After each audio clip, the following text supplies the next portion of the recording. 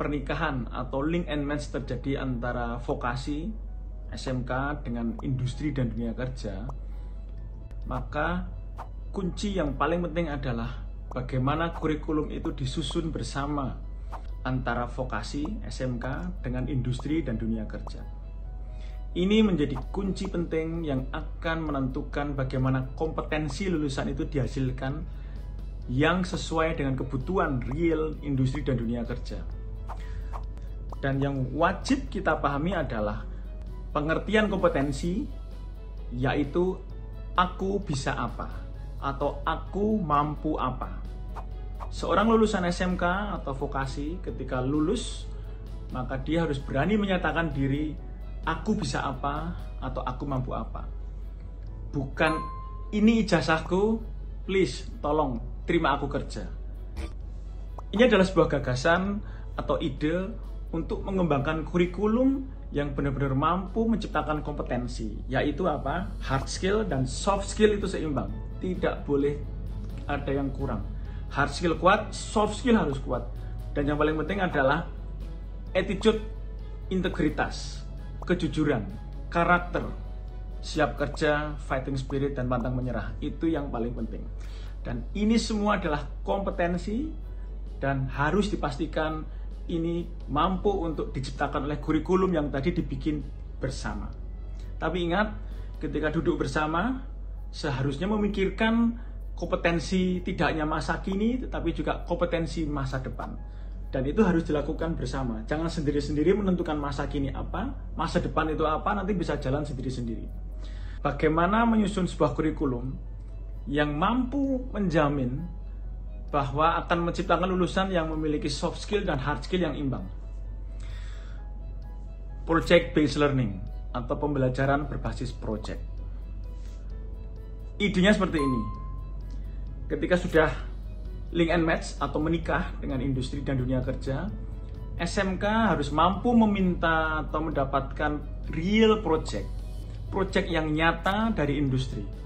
Kita ambil contoh SMK Teknik Sipil.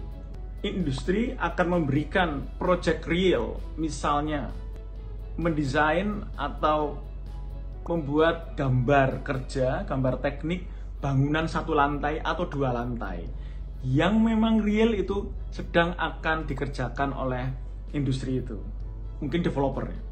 SMK mendapatkan project itu dari industri, masuk ke dalam kelas. Di dalam kelas, siswa akan dibagi dalam beberapa kelompok, misalnya 5-10 orang per kelompok, tergantung beban projectnya. Nah, di dalam kelompok itu, anak-anak atau siswa SMK akan mengerjakan dan menyelesaikan challenge, real challenge dari industri, project itu tadi, dan dengan target harus bisa diterima kembali oleh industri itu tadi. Jadi industri harus merasa puas ketika menerima hasil pekerjaan dari adik-adik SMK yang bekerja dalam tim. Nah, di dalam tim itu ketika mereka bekerja, mereka akan berdiskusi, mereka akan berdebat, mereka akan bingung bersama, dan bagaimana mereka keluar dari kebingungan, dari permasalahan. Mereka tanya siapa, apakah ke Google atau ke guru atau mungkin ke beberapa ahli, atau mungkin mereka harus bertanya ke industri. Sehingga ada aspek kerjasama, teamwork, communication skill, skills presentasi, dan sebagainya. Dalam hal ini, tentunya guru akan memainkan peran yang lebih bermakna tentunya. Tidak hanya menjadi guru atau to teach, tapi juga menjadi coach, bisa juga menjadi mentor, atau bisa juga menjadi teman atau mungkin orang tua ketika mereka berinteraksi menjadi fasilitator di dalam project based learning ini. Contoh, seorang Alex Ferguson, apakah dia dulu mengajarkan bagaimana cara menendang bola yang benar dan baik kepada Ryan Giggs atau mungkin Cristiano Ronaldo CR7 atau CR7? Tidak. Yang dia lakukan sebagai coach adalah menggali minat dan bakat siswanya, Ryan Giggs, yang mulai dari muda, belum siapa-siapa, sehingga dia bisa menjadi pembelajar mandiri sepanjang hayat, yang mencintai bidang ilmunya, yang mencintai masa depannya, dan memiliki visi dia akan bisa apa dengan kompetensi yang ketika dia latih terus secara mandiri sepanjang hayat di masa depan. Itu seorang coach. Nah, disinilah guru akan memainkan peran yang lebih bermakna. Dia bisa mengamati bagaimana perilaku siswa itu ketika melakukan teamwork, bekerja sama, bagaimana keaktifannya, bagaimana emosional dinamika emosionalnya ketika harus berinteraksi dengan real challenge dari industri. Nah, itu semua akan ditangkap oleh guru-guru itu masuk ke dalam raport. Guru sebagai fasilitator. Guru-guru sebagai fasilitator, mereka mengamati, ketika mereka mengamati murid-muridnya itu bekerja dalam tim. Nah, disinilah mereka melakukan kontekstualisasi bagaimana menerjemahkan capaian proses dan capaian hasil yang dilakukan oleh siswa-siswanya masuk ke dalam capaian yang harus ditarget di dalam mata pelajaran. Misalnya, matematika. Matematika yang diajarkan seharusnya matematika yang kontekstual. Paling simpel kontekstualisasikan dengan proyek itu tadi. Misalnya matematika untuk menghitung volume material, menghitung jumlah material dan bagaimana menyusun RAB. Apakah material itu ada di toko atau harus diproduksi sendiri? Nah, itu semua mungkin bisa diterjemahkan dalam kontekstualisasi mata pelajaran matematika. Kalau misalnya seorang guru berpendapat atau memikirkan bahwa oh, itu anak-anak itu kayaknya belum cukup dasarnya, maka dia bisa memutuskan untuk stop sebentar, bekerja dalam proyek, masuk ke kelas, akan Bapak atau Ibu tambahkan materi dasar matematika itu tadi. Sehingga bisa saja mix, tidak full contextual based, tapi juga ada classical yang akan digabung dengan ini. Ketika sudah selesai memberikan materi dasar matematika ini, anak-anak bisa dikembalikan ke proyek dan melanjutkan proyek. Begitu pula misalnya seorang guru yang harus mengajarkan bagaimana cara menggambar teknik yang baik, misalnya AutoCAD 2D atau 3D.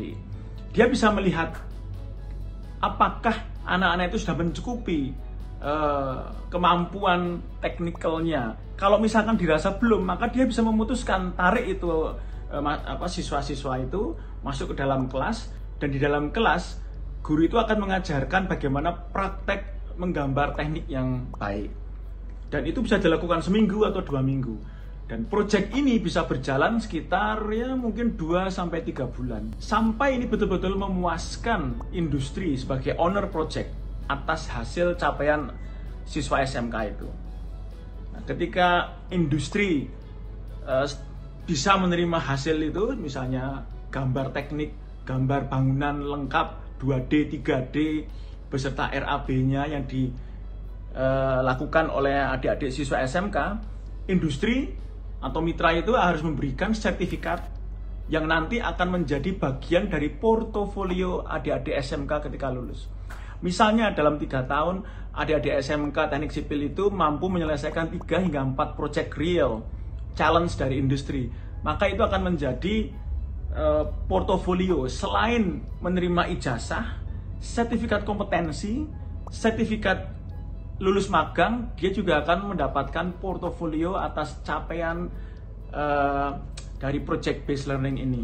Dan ini akan menjadi justifikasi atas kompetensi tadi yang harus kita yakinkan tercipta dalam lulusan dan sesuai dengan kebutuhan industri.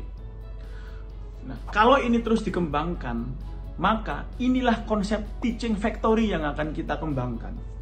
Teaching factory itu bukan berarti terus kemudian cukup hanya membangun pabrik di dalam SMK, tidak. Tapi yang lebih penting adalah membawa mindset, membawa skill, membawa attitude atau profesionalitas dari dunia kerja masuk ke dalam kampus dan harus ditanamkan dulu kepada orang-orang atau SDM di dalamnya. Setelah itu akan muncul sebuah kegiatan kreatif, inovatif, dan berkelanjutan, bisa berupa product design seperti yang tadi saya sampaikan, project based learning, atau bisa juga menjadi assembly line, atau mungkin production, atau mungkin teknologi rekayasa, menciptakan produk-produk sesuai pesanan. Nah, ini semua tadi adalah konsep awal mendasar dari pernikahan atau link and match yang tidak hanya selesai pada MOU, foto-foto masuk koran, sudah dianggap MOU, belum. pernikahan itu harus sampai dalam dan bahkan membuat anak seperti kegiatan project based learning yang terintegrasi dengan project real dengan industri ini tadi. Itu adalah sebuah contoh. Mungkin Bapak Ibu atau saudara-saudara semuanya bisa mengembangkan contoh atau mungkin practical case yang mungkin lebih komprehensif, lebih mengena, lebih akurat, dan mungkin juga jauh lebih applicable. Dan saya yakin guru-guru kita pasti bisa dengan kurikulum baru yang nanti akan kita kembangkan ini. Selamat berinovasi, selamat mencoba.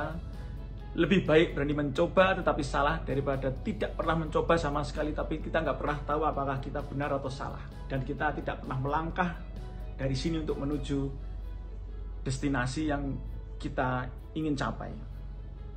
SMK bisa, SMK hebat, itu karena lulusan SMK unggul dan kompeten dan akan menjadi pilar kehebatan Indonesia. Dan saya yakin kita bisa.